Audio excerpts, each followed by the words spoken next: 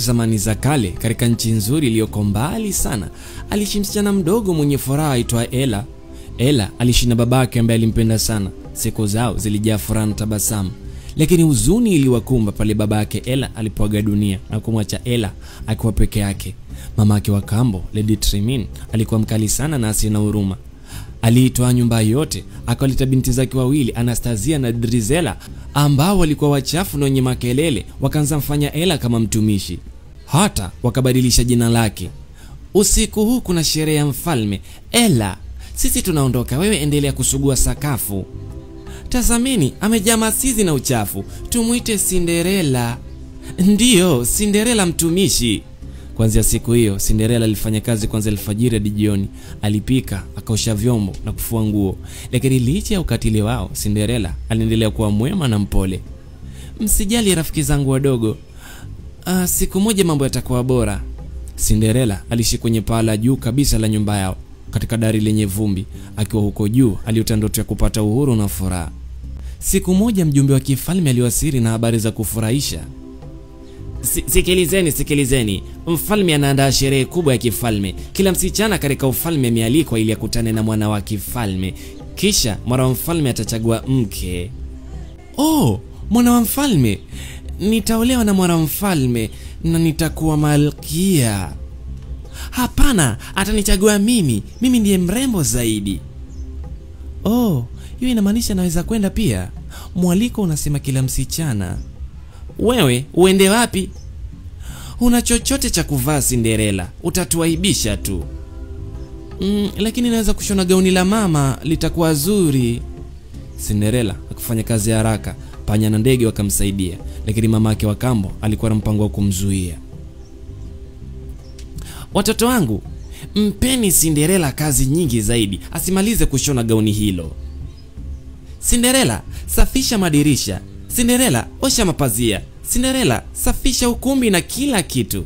Walimpatia kazi nyingi ili tu asiende kuonana na bwana mfalme. Cinderella akafanya kazi mchana kutwa bila mapumziko. Hakupata muda wa kushona gauni lake, lakini marafiki zake wadogo walikuwa wamemwandalia surprise kule chumbani kwake. Hivyo wakamsaidia kushona lile gauni lake. Ni zuri sana.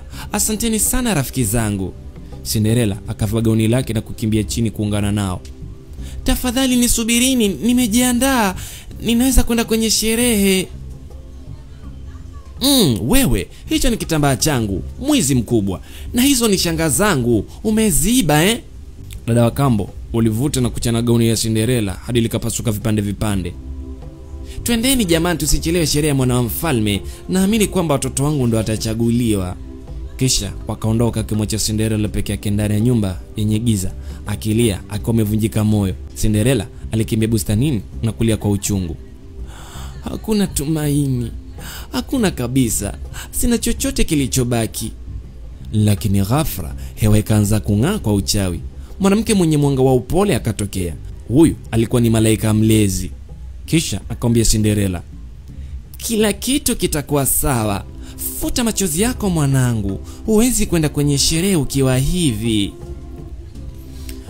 Sawa, lakini sina usafiri na gauni langu limeharibika. Hilo ni jambo dogo tu. Kwa uchawi wangu nitakusaidia kila kitu. Bibidibidibudibu. Boga likaanza kukua na kubadilika umbo. Liligeuka kuwa gari la kifahari la dhahabu. Kisha panya wakabadilisha kuwa farasi wanne weupe na farasi mzee akawa dereva wa kifahari. Gari hili zuri sana, lakini gauni langu. Mungu wangu, mwanangu, hatulihitaji hilo tena. Wewe simama wima. Uchawi ukazunguka mwili wa Cinderella kama upepo wenye lulu. Mavazi yake matambara yakapotea, yakabadilishwa kwa gauni la blue la kuvutia sana. Miguuni mwake akawekwa viatu viwili ving'avyo. Ni kama ndoto nzuri iliyotimia. Lakini malaika mlezi akamwambia, sikiliza vizuri. Uchawi huu utadumu hadi saa 6 usiku. Na ikifika saa 12 kila kitu kitarudi kama zamani. Sawa, ninaelewa. Ninaahidi kurudi kabla ya saa 6 usiku. Cinderella akapanda gari lake na kuelekea kasri. Sherehe ilikuwa tayari imeanza. Mwana mfalme alikuwa amechoshwa, hakupata yeyote aliyemvutia. Kisha muziki ukakoma. Watu wote wakageuka kutazama juu ya ngazi. Cinderella alikuwa amesimama hapo aking'aa kama nyota. Jamani, huyu msichana ni nani?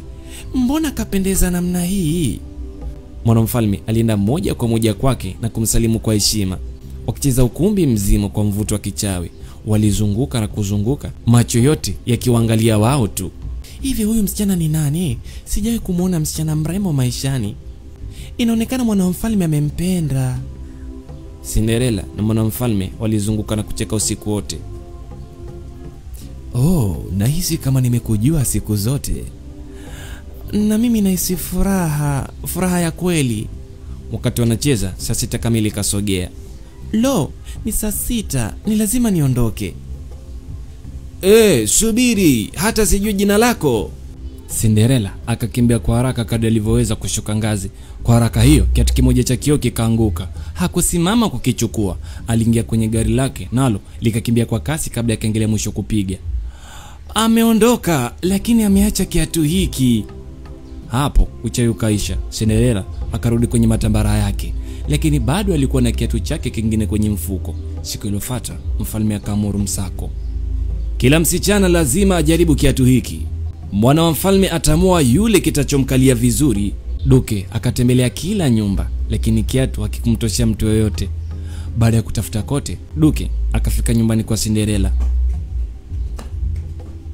Kisha mama kambo akasema, hapa ninaishi na binti zangu wawili tu, hakuna mwingine. Lakini kumbe Cinderella alikuwa amefungiwa kwenye dari ya juu. Marafiki zake panya wakaona shida na wakapanga mpango wa kumwokoa. Kinanitosha jamani, hebu ngoja kitanitosha. Msilazimishe jamani. Oh, ni zamu yangu, miguu yangu ni midogo, ngoja. Wakijaribu kuvaa lakini havikuwatosha. Kwa ustadi na ujasiri, panya walichukua ufunguo kutoka kwa mama wa kambo bila yeye kujua. Kisha wakaukimbiza juu na kuusukumia chini ya mlango. Cinderella akaufungua mara moja, akakimbia kwenda chini kwa haraka.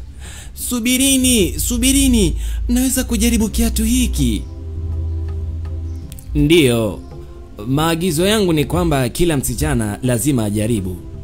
Mama wa kambo akaamua kuharibu kila kitu. Akakisukuma kiatu cha kioo, kikaanguka na kupasuka vipande vidogo vidogo. Sasa hakuna kiatu. Pole sana. Oh, lakini msijali, nina kiatu kingine. Cinderella akatoa kile kiatu kilichobakia, akakivaa na kikamtosha kikamilifu. Ni wewe ndiye binti wa kifalme. Kwa moyo wake mwema, Cinderella aliwasamehe mama yake wa kambo na dada zake wawili. Kisha akarudi kasri ambapo mwanamfalme mwenye furaha alimsubiri. Karibu sana baadaye, kengele za harusi zikalia kote nchini. Cinderella na mwanamfalme wakafunga ndoa katika sherehe kubwa ya kuvutia. Wakasimama wote wawili, wakaahidi kupendana na kuthaminiana milele.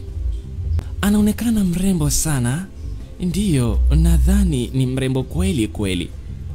Hata akiwa malkia, Cinderella aliamua kuwa mwema daima, na wakaishi kwa furaha milele kwenye kasri lao. Na huu ndio utakuwa mwisho wa hadithi hii.